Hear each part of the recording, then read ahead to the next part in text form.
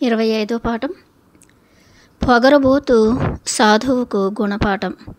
భక్తుల సపర్యలు, ముఖ్యంగా అమ్మ చేస్తున్న వాత్సల్యపూరిత సేవలను అందుకుంటూ భగవంతుని ధ్యానం చేసుకుంటూ కాలం గడుపుతున్నాడు తపస్వి. అమ్మ, ఆమె కుటుంబ సభ్యుల సేవా ఫలితంగా ఆయన ఎడమ చెయ్యి స్వాధీనంలోకి వచ్చింది. భక్తులు కాషాయ వస్త్రాన్ని తెచ్చి ఆయనకు ఇచ్చారు. దానితో శరీరాన్ని పూర్తిగా కప్పుకున్నాడు. అంతవరకు ఆయన కేవలం కౌపీనంతో ఉండేవాడు. అనేక మంది పురుషులు, స్త్రీలు ఆయన దర్శనానికి వచ్చిపోతూ ఉండేవారు. ఆడవాళ్ల ముందు నగ్నంగా ఉండడం సభ్యత కాదని భక్తులు ఇచ్చిన కాషాయాంబరంతో ఒళ్ళంతా కప్పుకున్నాడు. వేళ తప్పకుండా ప్రతిరోజు భక్తులలో ఎవరో ఒకరు వచ్చి ఆయనకు పాలు, రొట్టెలు నివేదించేవారు. ఇలా రోజు పౌష్టికాహారం లభించడం వల్ల బలం పుంజుకున్నాడు. అప్పటికి ఆయన వయస్సు 125 సంవత్సరాలైన మంచి బలంగా తయారయ్యాడు. ఆయన ఆశ్రమంలోని ముందు గదిలో కూర్చుని వెనక గదిలో పడుకునేవాడు. అప్పుడప్పుడు అడవిలోకి వ్యాహ్యాలకి వెళ్తూ ఉండేవాడు. ఆయన ఆశ్రమానికి కొంత దూరంలో ఎత్తుగా పెరిగిన, దట్టంగా కొమ్మలు, ఆకులు పెనవేసుకున్న 5 కదంబ వృక్షాలు వరుసగా ఉన్నాయి. ఆ కదంబ వృక్ష సముదాయం ప్రకృతి ప్రసాదించిన పచ్చని పందిరిలా ఉంది. ఆ సుందర ప్రదేశంలో ప్రకృతిని తిలకిస్తూ ఏకాంతంగా, ప్రశాంతంగా కూర్చోవడం అంటే తపస్వీజీకి చాలా సరదా. భక్తులు కూడా అక్కడికి వచ్చి ఆయనను దర్శించుకునేవారు. ఇలా కోట్భాను అరణ్యంలో 3 సంవత్సరాలు గడిచాయి. ఒకరోజు కొందరు సాధువులు తపస్వీజీ దర్శనానికి వచ్చారు.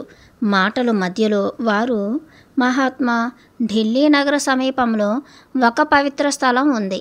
కొన్ని శతాబ్దాలకు పూర్వం అక్కడ శౌనక మహర్షి తపస్సు చేశారని విన్నాం.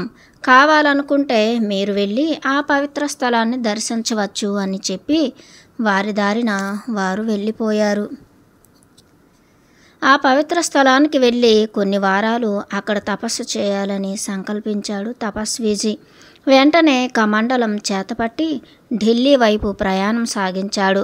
సుమారు 60 మైళ్ళు నడిచి ఢిల్లీ చేరుకున్నాడు. ఇంతకుముందు చాలా కాలం క్రిందట ఆయన ఢిల్లీ వెళ్ళాడు. 1857 సంవత్సరంలో పూర్వం తాను ఢిల్లీ వెళ్ళినప్పుడు అది మొఘలుల పాలనలో ఉంది. ఇప్పుడది ఆంగ్లేయుల అధీనంలో ఉంది. ఆనాడు మొఘల్ చక్రవర్తి దర్శనం కోసం ఢిల్లీ వెళ్ళాడు. అది కేవలం లౌకిక సంబంధమైంది. ఇప్పటి తన ఢిల్లీ ప్రయాణం అలౌకికమైంది. ఇప్పుడు ఆయన ఒక మహా తపస్వి. ప్రాపంచిక దగదగలు, నెగనెగలు కేవలం మాయా కల్పితాలు. అందుచేత నగరపు వైభవం ఆయనను ఆకర్షించలేదు. ఇప్పుడు ఆయన దృష్టి వేరు, గమ్యం వేరు. నగరం నడివీధిలోంచి నడిచి వెళ్ళాడు. తాను దర్శించవలసిన పుణ్యస్థలం చాలుఖానా అనే గ్రామ సమీపంలో ఉంది. ఆ గ్రామానికి దారి తెలుసుకుని అక్కడికి వెళ్ళాడు. అది ఒక కుగ్రామం. గ్రామంలోని కొందరు వృద్ధులను కలుసుకున్నాడు. వారు ఒక శిథిల దేవాలయాన్ని తపస్వీజీకి చూపించి చాలా యుగాలకు పూర్వం శౌనక మహర్షి ఆ స్థలంలో తపస్సు చేశాడని ప్రతీతి అని చెప్పారు. ఆ శిథిల దేవాలయ సమీపంలో శౌనక మహర్షి పార్థివ దేహం ఖననం చేయబడిందని పెద్దలు చెప్పేవారని వృద్ధులు తపస్వీజీకి తెలియచేశారు. శౌనక ముని కృతయుగ అలంకార భూతుడైన మాంధాత మహీపతి కాలం వాడని కూడా గ్రామంలోని పెద్దలు తపస్వీజీకి చెప్పారు. సరాసరి అక్కడికి వెళ్ళాడు. పాడుపడిన దేవాలయాన్ని పరీక్షించాడు. ఆ శిథిలమైన ఆలయంలో ఒక మూలను కూర్చున్నాడు. కమండలం ముందుంచుకున్నాడు. కనీసం 6-7 వారాలు అక్కడ తపస్సు చేయాలని నిశ్చయించుకున్నాడు. ధ్యానంలో కూర్చున్నాడు. కొన్ని రోజులు గడిచాయి. ఆయన ఏకాగ్రతను భంగపరుస్తూ ఒక నల్ల తాచు బుసలు కొట్టడం మొదలుపెట్టింది. దాని పొడవు అడుగున్నరకు మించి లేదు. కానీ అది బుసలు కొడుతూ ఉంటే దాని నోటి నుండి అగ్ని జ్వాలలు వస్తున్నాయి. ఆ పాము నోటి నుంచి వస్తున్న విషజ్వాలలు తన శరీరానికి సోకితే శరీరం విషమవుతుందని భావించి పామును బెదిరించాడు. పాము అక్కడి నుండి వెళ్ళిపోయింది. తిరిగి ధ్యానంలో కూర్చున్నాడు. అర్ధరాత్రి అయింది. మళ్ళీ అదే పాము వచ్చి ఇబ్బంది పెట్టడం మొదలుపెట్టింది. పాము ఉష్ణాన్ని వెలుతురును వెళ్ళగక్కడం గమనించాడు. ఆ చీకటిలో పాము నుండి వస్తున్న వెలుతురు పరిసర ప్రాంతాలకు కూడా వెదజల్లుతోంది. పామును గట్టిగా బెదిరించి ఇక ఆ పాము గురించి పట్టించుకోకుండా తపస్సమాధిలో మునిగిపోయాడు. ఆ సమయంలో ఆయన ఆహారం ఏదీ తీసుకోలేదు. కనీసం కూర్చున్న చోటు నుండి కదలనైనా కదలలేదు. అంతలో దైవికంగా ఒక భక్తుడు వచ్చి సన్యాసిని దర్శించాడు. భక్తుడు ఒక గుండిగా నిండా పాలు, తాగడానికి ఒక చిన్న గిన్నె తెచ్చి ముని ముందు ఉంచాడు. కొద్దిగా పాలు తాగి మిగిలిన పాలు పాత్రలో వదిలివేశాడు. యథాప్రకారం కళ్ళు మూసుకుని ధ్యానంలో కూర్చున్నాడు. ఇంతలో పాము బొసలు కొడుతూ వచ్చింది. ఆయన కళ్ళు తెరిచి చూసేసరికి పాము మిగిలిన పాలు తాగుతూ కనిపించింది. అప్పటి నుండి బొసలు కొట్టడం మానేసింది. బహుశా ఎంతో కాలం నుండి పాముకు ఆకలిగా ఉండి ఉంటుంది. తనకు పాలు ఇచ్చినందుకు తపస్వీజీకి కృతజ్ఞాపూర్వకంగా ఆయన సమక్షంలో బొసలు కొట్టడం, నిప్పులు కక్కడం మానివేసింది. పైగా ఆయన ధ్యాన సమాధిలో ఉన్నప్పుడు ఆయనకు కావలి కాస్తూ ఆయన సమీపానే పడుకునేది. పాము మొదట సన్యాసిపై దాడి చేసింది. దాని స్వేచ్ఛకు భంగం కలిగిందని, దాని చోటు ఎవరు ఆక్రమించారని ముందుగా దానికి కోపం వచ్చింది. తపస్వీజీ నిర్భయత్వం, నిశ్చలత్వం, మహాత్యం చూసి ఆయన పూజనీయుడు అని భావించింది. అప్పటి నుండి అణుకుగా ప్రవర్తించింది. అయితే తపస్వి కూడా భక్తులు ఎవరైనా పాలు తీసుకువచ్చి తనకు సమర్పిస్తే ముందుగా అందులో సగభాగం కృష్ణ రా పాలు తాగు అని పిలిచి పాముకు ఇస్తూ ఉండేవాడు. అసలైన అద్వైతికి స్వపర అనే భేదం లేదు, స్వపర అనే భేదం లేదు, తమ భేదం లేదు. క్రూర సర్పమైన, సాధు జంతువైన, సాటి మానవుడైన ఆయనకు ఒకటే. అందరిలోనూ ఉన్నది ఒకే ఆత్మ. సాధు పొంగవునకు సర్పరాజుకు మధ్య మైత్రి అద్వైత సిద్ధికి పరాకాష్ట. శిథిలమైన ఆలయంలో 45 రోజులు తపస్సు చేసి తిరిగి కోట్భాను ఆశ్రమానికి చేరుకున్నాడు తపస్వీజీ. తపస్వి తన కుటీరం చేరిన 1 గంట తర్వాత కోట్భాను గ్రామవాసి ఆ దారిని వెళ్తూ తపస్వీజీని చూశాడు. గురూజీ, ఇన్నాళ్ళు అమ్మతో కూడా చెప్పకుండా ఎక్కడికి వెళ్ళారు అని ప్రశ్నించాడు. సుదూర ప్రాంతానికి తపస్సు కోసం వెళ్ళానని సమాధానం చెప్పాడు తపస్వీజీ. గ్రామస్తుడు చటుక్కున ఊరిలోకి పరిగెత్తుకుని వెళ్ళి తపస్వీజీ తిరిగి వచ్చిన శుభవార్త గ్రామంలో తెలియజేశాడు. అమ్మ, ఆమె భర్త జీవనసింగు బుట్టలతో రొట్టెలు, కూర పట్టుకుని పరుగున వచ్చి గురువును దర్శించుకున్నారు. గురు దర్శనంతో వాళ్ళు పరవశించారు. అమ్మ పెట్టిన రొట్టెలు తిన్నాడు. వాళ్ళ ఆదరాభిమానాలకు ఆనందించాడు. వాళ్ళ ఆప్యాయతకు ఆయన హృదయం ఉప్పొంగింది. వాళ్ళు గ్రామానికి వెళ్ళిపోయాక ఆశ్రమంలోకి వెళ్ళి నిద్రపోయాడు. మరుసటి రోజు ఉదయాన్నే శీతలగుండానికి స్నానానికి వెళ్తూ ఉండగా తన బసకు దగ్గరలో ఒక నూతన కుటీరం కనిపించింది. ఆ కుటీరంలో ఎవరు నివసిస్తున్నారో చూడడానికి వెళ్ళాడు. కుటీరం బయట వయస్సులో ఉన్న సాధువు ఒకడు నిలబడ్డాడు. తానే ముందుగా ఆ యువకుడిని పలకరించి, మహాత్మా, ఈ అటవీ ప్రాంతానికి వచ్చిన మీకు స్వాగతం. మీరు ఇక్కడికి ఎప్పుడు వచ్చారు? నేనిక్కడ 3 సంవత్సరాల నుండి ఉంటున్నాను అని ఆప్యాయంగా మాట్లాడాడు. యువకుడు మర్యాదగా ప్రవర్తించలేదు. నిర్లక్ష్యంగా సరేలే అని చెప్పి చటుక్కున తన కుటీరంలోకి వెళ్ళిపోయాడు. యువకుడి కళ్ళు గర్వంతో పొగరెక్కాయి. వృద్ధుడు యోగి పొంగవుడు అయిన తపస్వీజీ పట్ల అసభ్యంగా ప్రవర్తించాడు. యువకుని పొగరుబోతుతనాన్ని ఏమాత్రం పట్టించుకోలేదు. సంయమనం కలిగిన వృద్ధ సన్యాసి మధ్యాహ్నం కాగానే అమ్మ మామూలుగా పూరీలు, కూర తీసుకువచ్చింది. వాటిలో కొన్ని యువకునికి పంపాడు తపస్వి. ఇలా కొన్ని రోజులు గడిచాయి. కానీ కోట్భాను ప్రజలు యువకుని ఉనికిని గుర్తించలేదు.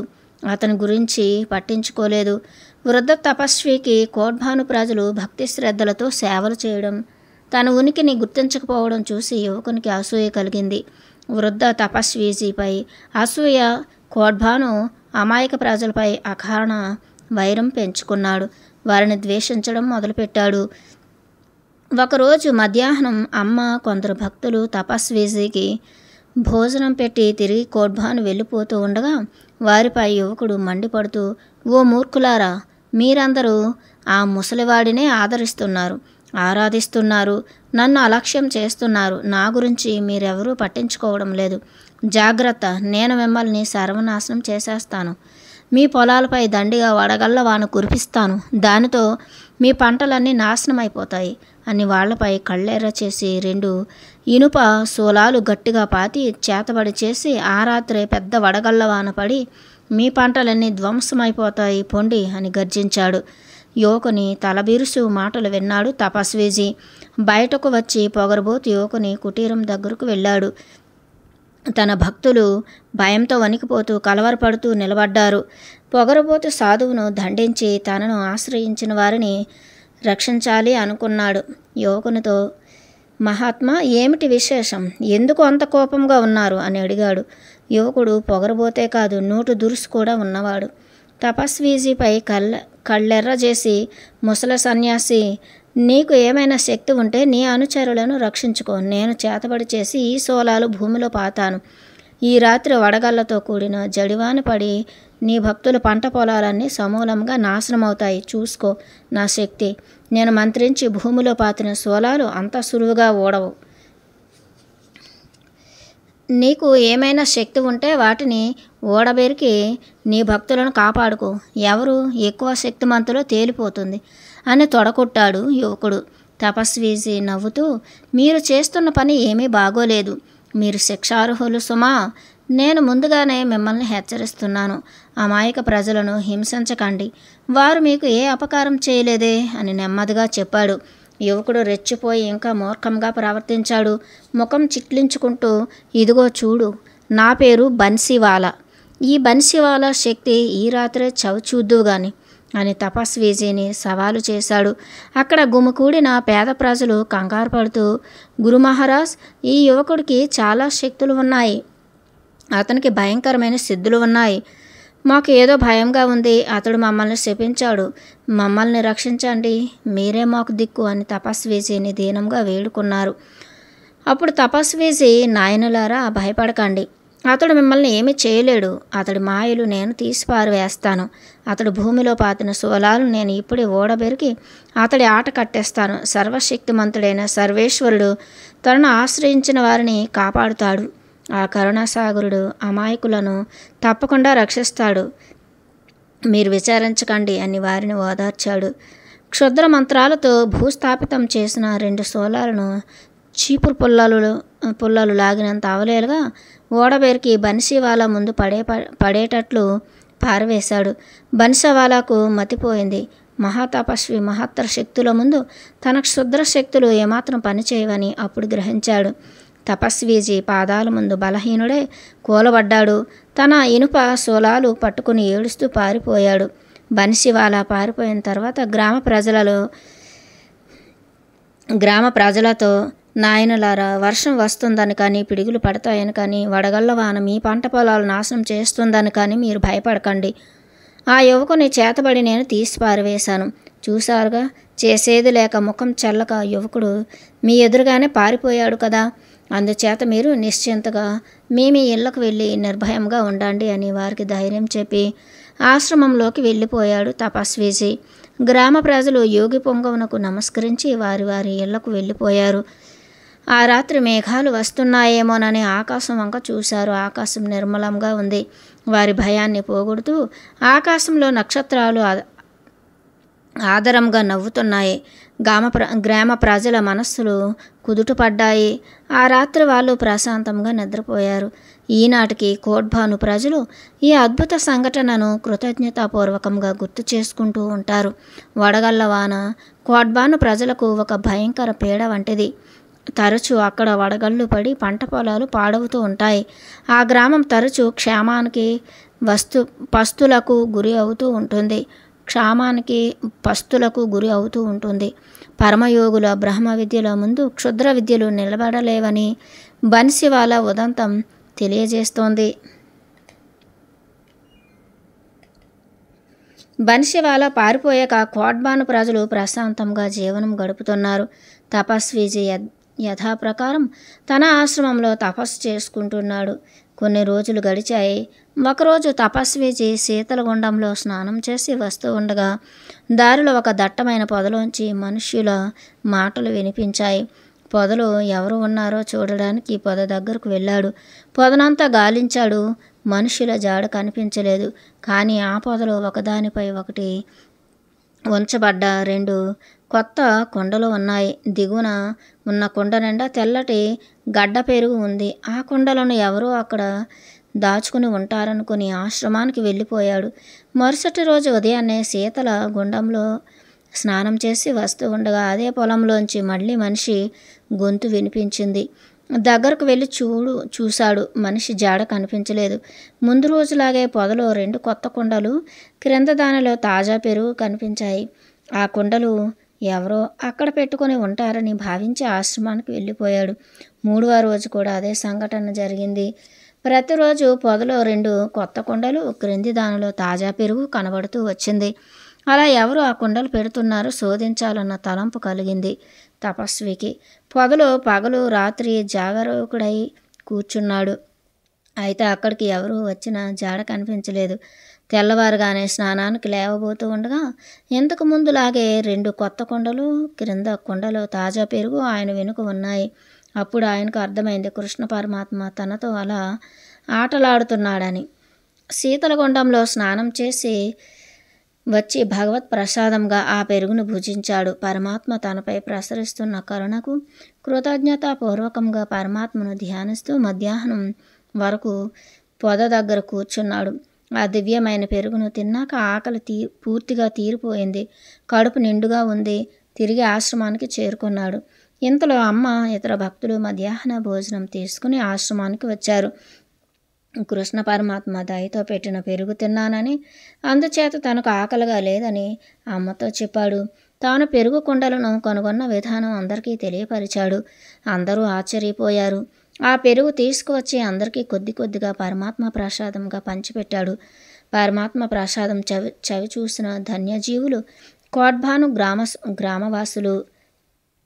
వారి విస్మయానికి అంతులేదు. అడుగుల చప్పుడు, మనిషి గొంతు వినిపించినా కృష్ణ పరమాత్మ ఎక్కడా కనిపించలేదు. పరమాత్మ ఎందుకు అలా రహస్యంగా పెరుగుని ఇచ్చాడని అమ్మ అడిగింది. అమ్మ, భగవంతుడికి తన భక్తులపై ఎనలేని దయ. ఆ పరాత్పరుడు ఒక్కొక్కసారి తన భక్తులతో ఆటలాడుతూ ఉంటాడు. ఈరోజు నా అదృష్టం పండింది. నాతో ఆటలాడాడు. నన్ను ఆడించాలని నా వెనుకే పెరుగు కుండలు ఉంచి నన్ను కాస్త కలవరపరిచాడు. ఆ సర్వాంతర్యామి ఎక్కడికైనా వెళ్ళగలడు, ఏమైనా చేయగలడు. ఆయన చేష్టలు మనకు అర్థం కావు. నా వెనుక పెరుగు కుండను ఉంచాడు. కానీ ఆయనను నేను చూడలేకపోయాను. భగవంతుడు చూడబడేవాడు కాదు కదా. ఆయన అన్నింటినీ చూసేవాడు. ఆయనను, ఆయన చర్యలను తెలుసుకునే తెలివిని కూడా ఆయనే మనకు ప్రసాదించాలి అని సమాధానం చెప్పాడు తపస్వీజీ. నిరంతర కృష్ణనామ ధ్యాన పరాయణులైన పరమ భాగవతులపై పరమాత్మకు పరమప్రీతి అని ఈ ఉదంతం తెలియచేస్తోంది. కొన్ని సంవత్సరాలు గడిచాక ఈ పెరుగు కుండలను గురించి శిష్యులకు చెబుతున్నప్పుడు ఆ మధుర స్మృతులు జ్ఞప్తికి వచ్చి ఆనంద సాగరంలో తేలియాడాడు తపస్వీజీ. పెరుగు చిలుకుతున్న చప్పుళ్లకు పొద్దు పొడవకముందే నిద్రలేచి సద్దు చేయకుండా ఇళ్లలో చేరి దీపాలు ఆర్పివేసి వెన్న తింటున్న చిన్ని కృష్ణుడు మనల్ని కాపాడుగాక.